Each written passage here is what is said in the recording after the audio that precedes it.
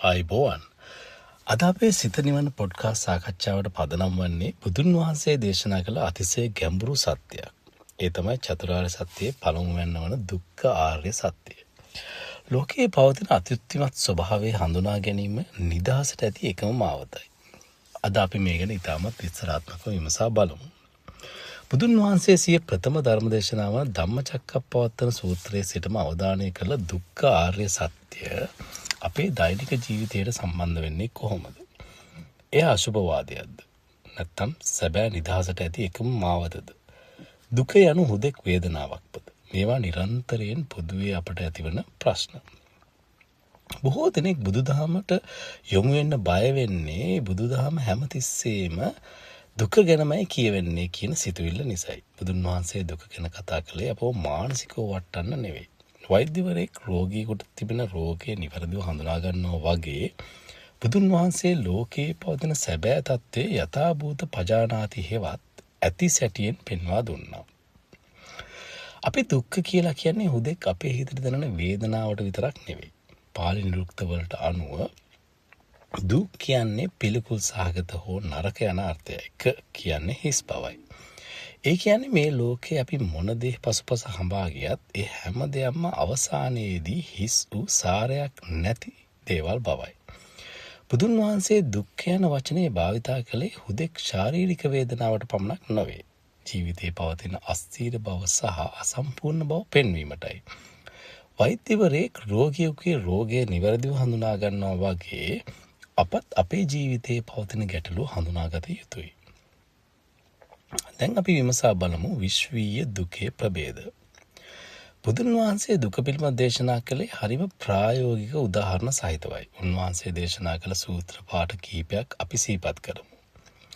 පළමුවෙන් ජාතිපි දුක්ඛ, ඉපදීම දුකකි. අපි ලෝකයට එන්නේම හඬාගෙන මව කුසක දසමසක් විඳින පීඩාව සහ මෙලොවට බිහිවන විට විඳින වේදනාව පළමු දුකයි. දෙවැන්න ජරාපි දුක්ඛ, මහලු වීම දුකකි. ශක්තිමත් දැස් දෙපා දුර්වල වීම, ඇස් පෙනීම අඩුවීම, මතකයේ ගිලිහී යාම, මේ සියල්ල අපට අකමැත්තෙන්වත් බාර ගැනීමට සිදුවන දුක්. තෙවැන්න ව්‍යාධිපි දුක්ඛෝ, ලෙඩවීම දුකකි. කුඩා සම්ප්‍රතිසාවේ සිට මාරාන්තික රෝග දක්වා ශරීරයේ ලෙඩවීම මහත් පීඩාවක්. හතරවැන්න මරණම්පි දුක්ඛෝ, මරණය දුකකි. තමන් දන්නා ලෝකයේ සහ තමන්ගේ ශරීරයේ පවා අත්හැර යාමට සිදුවීම මිනිසෙකුට දැනෙන මහා පීතියකි. නමුත් මීට අමතරව අපේ දෛනික ජීවිතයේ දැනෙන තවත් දුක් කිහිපයක් බුදුන් වහන්සේ පෙන්වා දුන්නා. එයින් පළමුවැන්න අප්‍රියේහි සම්පයෝගෝ දුක්ඛෝ, අප අකමැති පුද්ගලයන් අකමැති රැකියා හෝ අකමැති පරිසරයන් සමග ඉන්න සිදුවීම දුකක්. ප්‍රියේහි විප්පයෝගෝ දුක්ඛෝ, අප ආදරය කරන අයගෙන් වෙන්වීමට සිදුවීම දුකක්. යම් පිච්ඡං නලබති තම්පි දුක්ඛං, අප බලාපොරොත්තු වන දේ ඒ විදිහටම නොලැබී යාම දුකක්. හිතන්න අද දවසේ පවා ඔබ රැකියාවට යන විට හෝ නිවසේදී මේ කියන කරුණ වලින් එකක් හෝ අත්විඳිනවා නේද? මෙයයි දුකේ විශ්වීය ස්වභාවය. දැන් අපි විමසා බලමු ත්‍රිවිධ දුක්ඛ කියන්නේ මොනවාද කියලා. දුකේ ස්වභාවය තවත් ගැඹුරින් වටහා ගැනීමට බුදුන් වහන්සේ පෙන්වා දුන් මේ ආකාර තුන තේරුම් ගත යුතුයි. පළමුවෙන් දුක්ඛ. මෙය සාමාන්‍ය දුකයි. මේ කායික වේදනාවයි. බඩගින්න, පිපාසය, ශාරීරික රිදුම් සහ මානසික ශෝකය මේට අයිති. මේ ඕනෑම කෙනෙකුට පැහැදිලිව පෙනෙන දුකක්. දෙවැන්න විපරිණාම දුක්ඛ. මෙය අනිත්‍ය නිසා ඇතිවන දුකයි. අප ලබන සතුට පවා සදාකාලික නැහැ. ඕනෑම සැපයක් වෙනස් වෙන සුළුයි. ඒ වෙනස් වීම ඇතුලේ දුක උපදිනවා. මෙය ඊටාම සියුම්. ඔබ ඊටාම සතුටින් සාදයක ඉන්නවා කියලා හිතන්න. ඒ සතුට පවතින්නේ ටික වෙලාවයි. සාදේ ඉවර වෙනවා, යාළුවෝ යනවා, අහපෝ තනිය දැනෙනවා, පාළුව එනවා. ඕනෑම සතුටක් වෙනස් වෙනවා. ඒක වෙනස් වීම ඇතුලේ දුක උපදිනවා. තෙවැන්න සංඛාර දුක්ඛ. මේ ඊටාම සියුම්. හේතුපත්‍ය මත සැකසුණු මේ ලෝකයේ කිසිදු ස්ථීර බවක් නැති නිසා ඇතිවන අසහනයයි. මේ මුළු ලෝකයම නිර්මාණය වෙලා තියෙන්නේ හේතුපත්‍ය මතයි. කිසිම දෙයක් ස්වාධීන නැහැ. අපේ මේ ශරීරයේ පවා සෛල කෝටි ගානක එකතුවක්. මේ සියල්ල නිරන්තරයෙන් වෙනස් වෙමින් පවතින නිසා සැබෑ සැනසීමක් ලෝකයේ තුල නැති බව අවබෝධ වීම මෙහින් අදහස් කරනවා. මෙන්න මේ දුකේ ස්වභාවය හඳුනා ගැනීම තමයි පළමු ආර්ය සත්‍ය පිරිසිදු දැකීම කියලා කියන්නේ. දැන් අපි විමසා බලමු දුකට හේතුව. තෘෂ්ණාව සහ අවිද්‍යාව. පෘථග්ජන පුද්ගලයා හුඟක් තීරණු ගන්නේ අවිද්‍යාවෙන් මූලා වෙලා තණ්හාවෙන් බැඳිලා. දුකක් තිබේ නම් එයට හේතුවක් තිබිය යුතුය. දෙවැනි ආර්ය සත්‍යයෙන් පෙන්වා දෙන්නේ දුකට මූලික හේතුව තණ්හාව බවයි. ඒ ආකාර තුනයි. පළමුවෙන්න කාම තණ්හා, පස ඉඳුරන් පිනවීමට ඇති ආශාව. දෙවැන්න භව තණ්හා, යමක් වීමට හෝ සදාකාලික පැවතීමට ඇති ආශාව.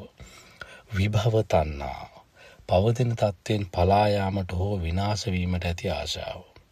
මීට අමතරව ලෝභ, ද්වේෂ, මෝහ යන අකුසල මූලයන් අපව මේ දුක්ඛිත සංසාරේ රඳවා තබා ගන්නවා. දැන් අපි බලමු නිදහස කරා යන මාවත. සතිමත් බව, mindfulness. දුක හඳුනාගත් පසු ඊළඟ පියවර මොකක්ද?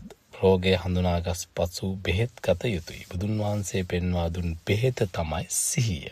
එවත් mindfulness. සතිපට්ඨාන සූත්‍රයේ පෙන්වා දෙන පරිදි මේ එකම මාවතයි. පාලියෙන් ඒ කියන්නේ ඒකායනෝ මග්ගෝ කියලා අපි ප්‍රකාශ කරනවා. සතිපට්ඨාන සූත්‍රය අපට උගන්වන්නේ දුක දෙස විනිශ්චයකින් තොරව බැලීමටයි. උදාහරණයක් ලෙස ඔබට කේන්තියක් ආවිට මට කේන්ති ගිහින් කියා සිතනවා වෙනුවට දැන් සිතේ කේන්තියක් පවතිනවා කියා නිරීක්ෂණය කරන්න.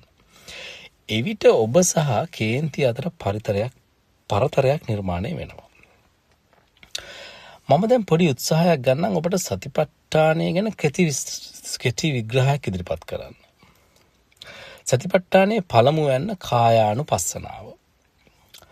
තම ශරීරයේ ස්වභාවය පිළිබඳ සිහියෙන් යුතුව විමසා බැලීම මෙයින් අදහස් වේ. ආනාපාන පබ්බය. හුස්ම ගැනීම සහ හුස්ම පිට කිරීම පිළිබඳ සිහියෙන් සිටීම. මම දැන් හුස්ම ගන්නවා, මම දැන් හුස්ම පිට කරනවා යනුවෙන් ශරීරයේ දෙස උපේක්ෂාවෙන් බලා සිටීම. ඉරියාපත පබ්බය.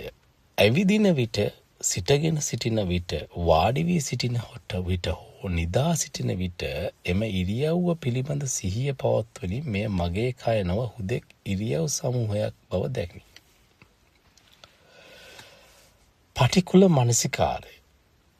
ශරීරය තුල පවතින කෙස්, ලොම්, නිය, දත්, සම් ආදී කුණප කොටස් දෙස බලා ශරීරය කෙරෙහි පවතින අධික ඇල්ම, රාගය දුරු කිරීම. දෙවැන්න වේදනානුපස්සනාව. සිතේ හෝ කයේ ඇතිවන විවිධ සංවේදනා පිළිබඳ සිහිය පිහිටුවීම. සැප වේදනාවක්, දුක් වේදනාවක් හෝ නුදුක් නොසැප මධ්‍යස්ථ වේදනාවක් ඇති විට එය මම විඳිනවා හෝ මගේ වේදනාව කියා අල්ලා නොගෙන එය ඇති වී නැති වී යන අනිත්‍ය සංවේදනයක් ලෙස පමණක් දැකීම. වේදනාව නිරීක්ෂකයෙකු ලෙස බැලීමෙන් වේදනාවට ප්‍රතිචාර ලෙස ඇතිවන තණ්හාව හෝ ද්වේෂය පාලනය කිරීම. තෙවැන්න චිත්තානුපස්සනාව. තම සිතේ ස්වභාවය සහ සිතේ ඇතිවන සිතුවිලි පිළිබඳ සිහිය පිහිටුවීමයි. සිතේ රාගය ඇති වූ විට සිත රාග සහිතයි කියාත්, තරහාවක් ඇති වූ විට සිතේ ද්වේෂ සහිත කියාත් පවතින තත්ත්වය ඒ අයුරින්ම හඳුනා ගැනීම.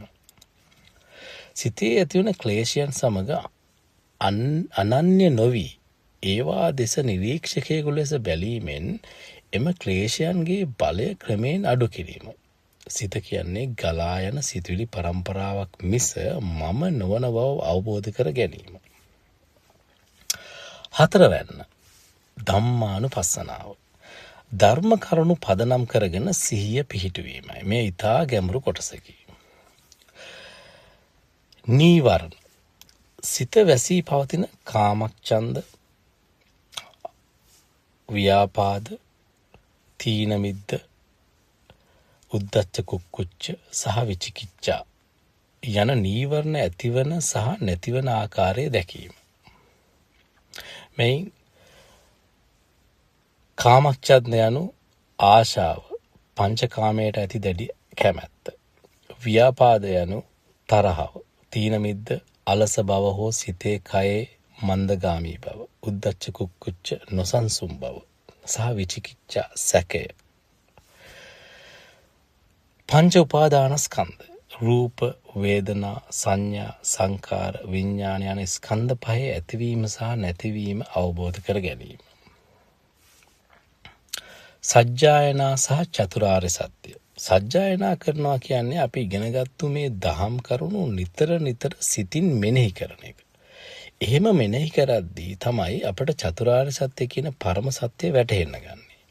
ඒ කියන්නේ දුක කියන්නේ මොකද්ද? ඒ දුක උපදින්නේ කොහොමද? සහ ඒක නැති කරන්නේ කොහොමද කියන අවබෝධය අපේ සිත තුළින්ම අපිට ලැබෙනවා. මේ හුදෙක් පොතේ පතේ දැනුම නෙවෙයි. ප්‍රායෝගිකව ලබන විමුක්තියයි. දැන් අපි විමසා බලමු විමුක්තිය, නිබ්බාන. තුන්වන ආර්ය සත්‍ය වන දුක්ඛ නිරෝධය හෙවත් නිබ්බාන යනු දුක සම්පූර්ණයෙන්ම නැති කිරීමයි.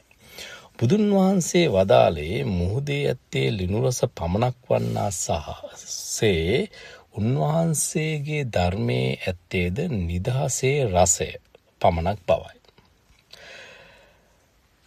පළමු ආර්ය සත්‍ය පිළිසිඳ දැකීම යනු ජීවිතය පිළිබඳ බියක් නොව ජීවිතය ජය ගැනීමට ලැබුණු මහා ප්‍රඥාවයි.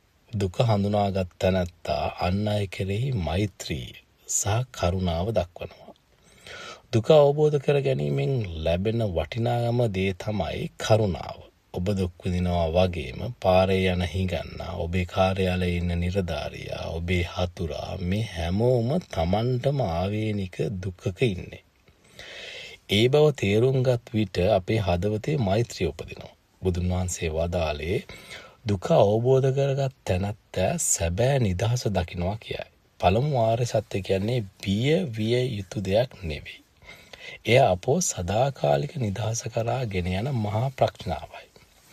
ඔබ අද නින්දට යන්න කලින් අද දවසේ ඔබට දැනුණු දුක් මොනවාද? ඒවා ඇති වුණේ ඇයි කියලා පොඩ්ඩක් හිතලා බලන්න.